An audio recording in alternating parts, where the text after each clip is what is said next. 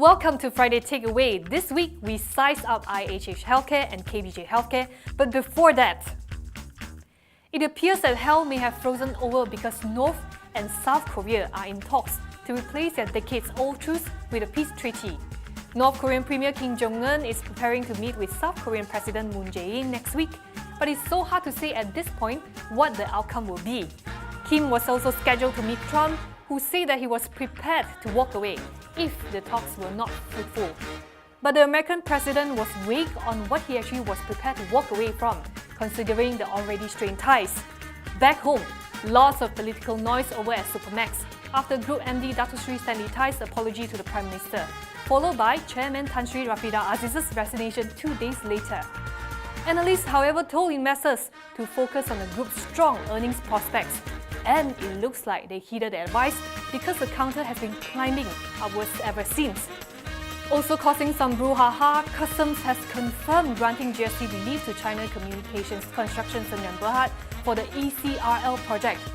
But it's telling critics it doesn't see what the fuss is all about, since they did the same thing for other mega projects under Tun Dr. Mahathir Mohamad's time.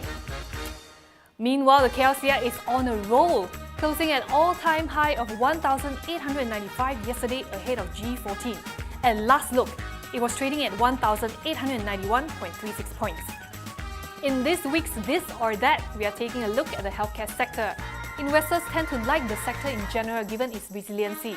This week in the red corner is IHH Healthcare and their dogged determination to get India's Fortis into its stable. And in the blue corner, we have KPJ Healthcare, which has been growing slowly but steadily. Let's get ready to rumble. IHH Healthcare is only the biggest private healthcare group in Asia. Its brands include Mount Elizabeth, Gleneagles and Pantai. And it's dual listed on both Bursa Malaysia and the Singapore Stock Exchange. And it is a unit of Khazanah Nasional Berhad. Over the past couple of weeks, IHH seems to have fallen into the role of a love-lone suitor for India's Fortis Group. According to reports, IHH repeatedly put forward bids only to have them shot down time and time again. Last night, IHH announced that he had issued a non-binding letter to the board of Fortis stating its interest to invest some 2.35 billion ringgit. However, on Fortis' end, they announced the appointment of an advisory committee to evaluate only binding offers, and they are set to present their findings by April 25th. So, IHH is now forced to either put in their own binding offer or just throw up their hands and wish Fortis the best of luck with another suitor. IHH though has made it very clear that it intends on growing its footprint in India, which leads to fears that they would overpay for the stake. But the good news is that according to RSB, IHH tends to not overpay for its purchases and exercises pretty good self-control. So while it intends to expand, the good news is it won't be at all costs. Another thing to note is Khazanah's recent purchase of Prince Court Medical Centre from Petronas. And the fund has signed a collab term sheet with IHH to improve Prince Court's operations. IHH has also been given the right of first offer to acquire Prince Court. Despite all the back and forth, its share price has been pretty solid, seeing a 10% increase over the past 6 months. This morning, its share price was trading at around 6 ringgit 11 cents. Analysts are in general mostly overweight, and IHH has 10 buys, 9 holds and 2 sells, with target prices ranging from 4 ringgit 90 cents to 7 ringgit 10 cents. Under the KPJ brand, the group has a network of 25 hospitals in Malaysia, 2 in Indonesia and 1 in Thailand.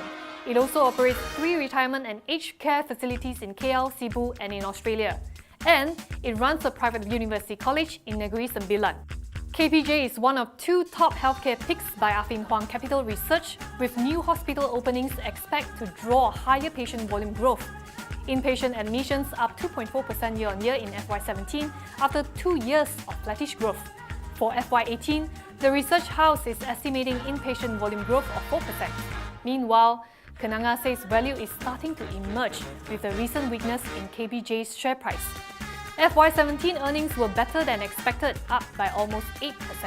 Going forward, earnings growth should be driven by KPJ Perlis and KPJ Seremban, which are expected to commence operations by end 2017 and early first quarter 18. According to Hong Leong Research, downside risks include lower than expected ramp-up in patient revenue because of laggard price revision, higher than expected drug costs and longer than expected gestation period for its greenfield hospitals. Plus, it could face strong pricing competition from smaller niche hospitals. At last look, its stock had dropped 8.89% to trade at 90 cents from January this year. Hong Leong Investment likes the stock. It says KPJ offers investors exposure to a pure Malaysian hospital play. It maintains a buy call with a target price of 94 cents.